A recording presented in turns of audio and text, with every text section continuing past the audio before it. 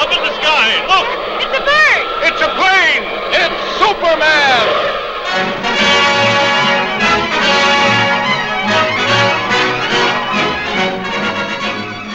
This amazing stranger from the planet Krypton, the Man of Steel, Superman. Possessing remarkable physical strength, Superman fights a never-ending battle for truth and justice, disguised as a mild-mannered newspaper reporter, Clark Kent.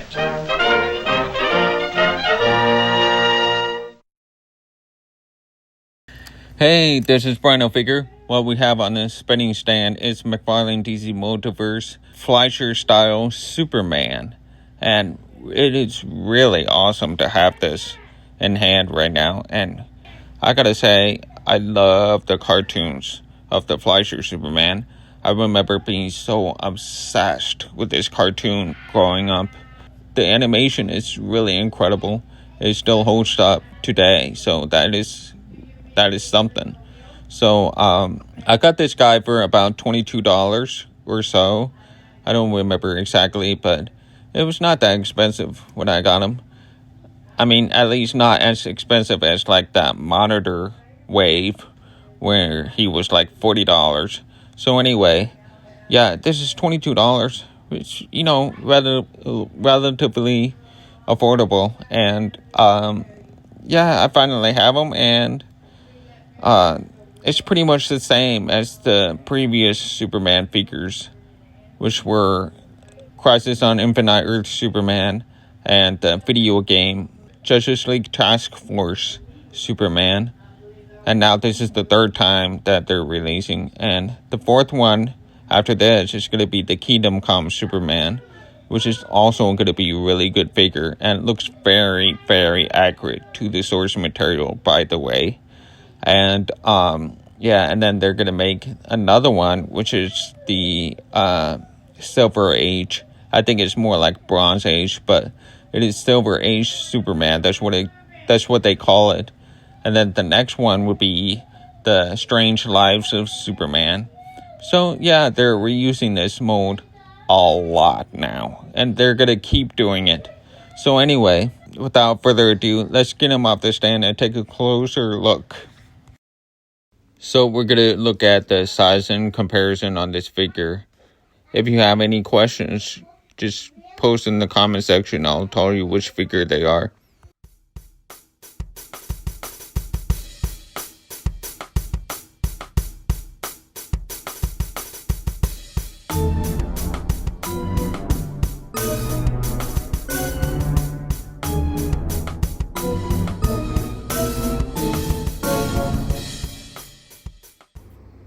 Alright, let's look at the articulation on this guy, and it's pretty much exactly the same as the Crisis on Infinite Earth Superman. It's the same articulation scheme. Everything is the same. So, but this one is improved a little bit because it has a little bit of a ratchet in the torso articulation, so that helps. You know what? I'm gonna speed through the video and showing all the articulation. It's pretty much the same, just the same problems as well. So here we go.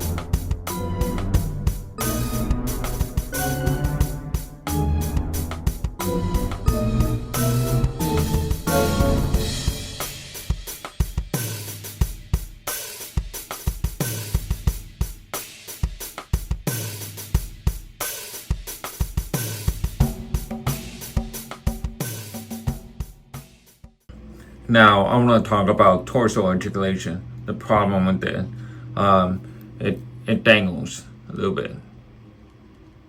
Just a little bit. But it's not as bad because it's got a little bit of a ratchet in it. so that helps hold that torso together a little bit. So I think they fixed the issue, so it's not that bad. So it stops right here, and then it clicks into the back part right here. So that's good news, I would say. And arms are not as loose. See, it's not as loose. It feels fine. So that's much better than the Crisis on Infinite Superman. And then keep in mind when you move the articulation, it's very ratchety, and you can break it, risk breaking it if you don't pay attention. So yeah, it's still fine. But when you move it back like this, be mindful of this area right here. If you push it further, it will cause the plastic to stretch. See? So just be careful with that, because there's no kind of shelf that would stop it from going any further. So just be careful when you straighten the legs out. So make sure when you straighten the legs, pinch onto the bottom of the joint and then move it. So yeah, and then that's it for articulation. Okay, now we're going to talk about Sculpt and paint. And this guy, he looks really good. I don't have any complaint with this body, to be honest with you. Yeah, it looks really good. It fits the cartoon aesthetic very well because it's smooth everywhere. So in the cartoon, he did not have much muscle to show for. He was clearly, fit. He was muscular. It was obvious. But it's just, you don't see the lines on the body, So it's smoother, and it really fits the aesthetic. And the head sculpt looks fantastic. And about the eyes, the squinty eyes, it looks good here. I really like it. Now, about the squinty eyes, back then in the 1930s, my grandpa told me that when he was a kid, he was very obsessed with Roy Rogers. And cowboys was a popular thing at that time. And so when Roy Rogers came up, then you see that he had the squinty eyes, just like that. And so he really inspired that squinty eye look at the time. And that's why you see a lot of like Dick Tracy character like with squinty eyes at that time. And yeah, it was a popular look. He doesn't have that now. Sometimes he has it, as a callback. But back then, like almost every man that was drawn in the comics had squinty eyes because they thought it looked cool and everything. So I don't know. But yeah, Roy Rogers inspired that look. So he was very, very, very, very popular. Like, yeah, it looks really good, man. It looks just like him. And don't mind the white spots, because I did that. That was my fault. Because I was animating this figure, for the intro, and it fell on my table, and my table had a white table, and it just fell and it chipped the paint off. So anyway, yeah, it looks really good. Skin tone looks good.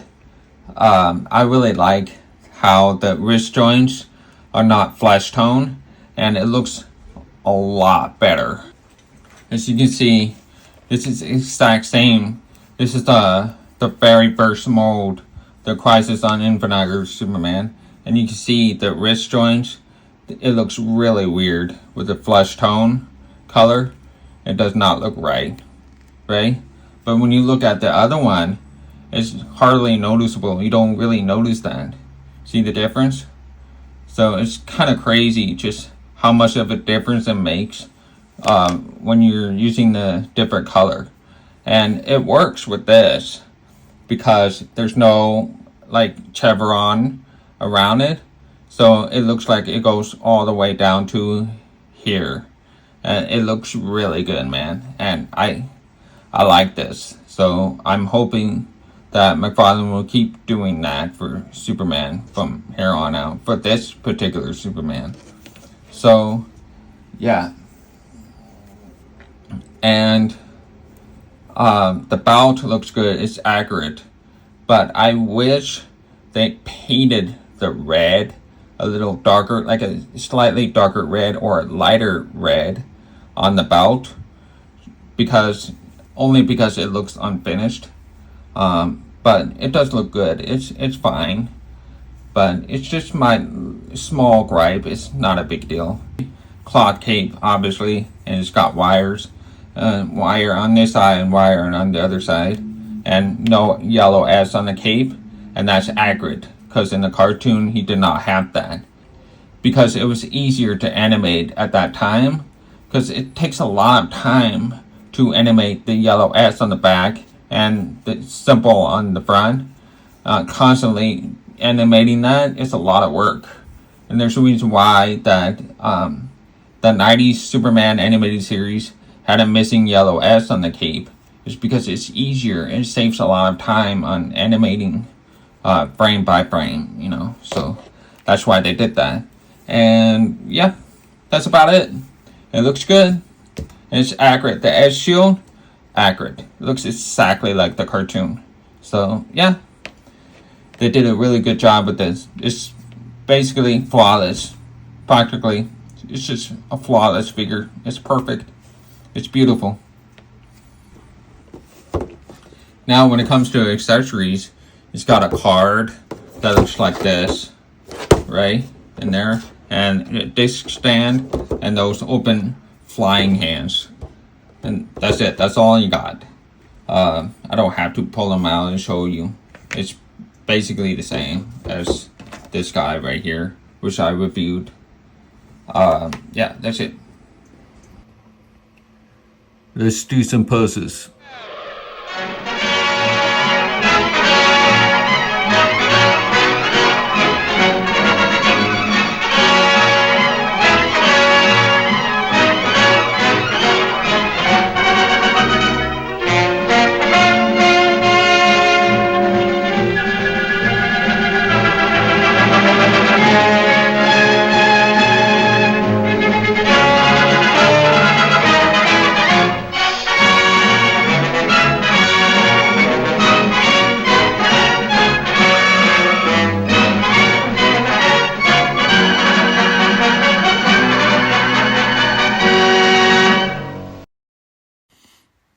So I think this is a good figure to have, especially since it's only like $22, $23.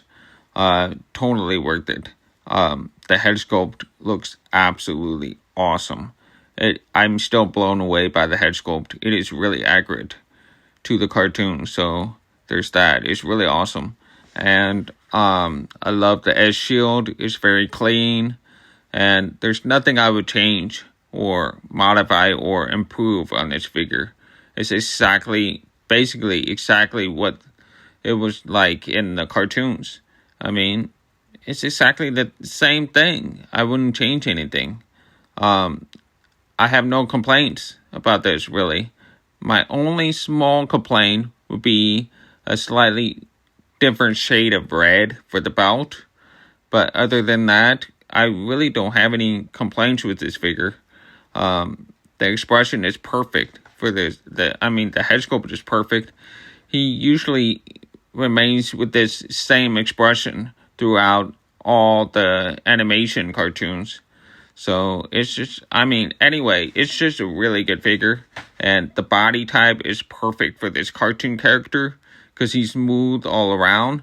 And so is the figure, just smooth all around, not as muscular, not as shredded, you know. So it really makes a lot of sense. And the colors are perfect, and you know, the colors pop, and it's a really beautiful figure. If you grew up watching the Fleischer cartoons, look no further than this. Get this figure. Don't hesitate. Just get it. Alright, thank you for watching, and hope this review is enjoyable for you to watch, at least. Yeah, do you like my quick stop motion animation at the beginning of the video? I thought it was, I spent a lot of work on that. What do you think about it? I thought it was alright. So anyway, take care and hope I see you again soon.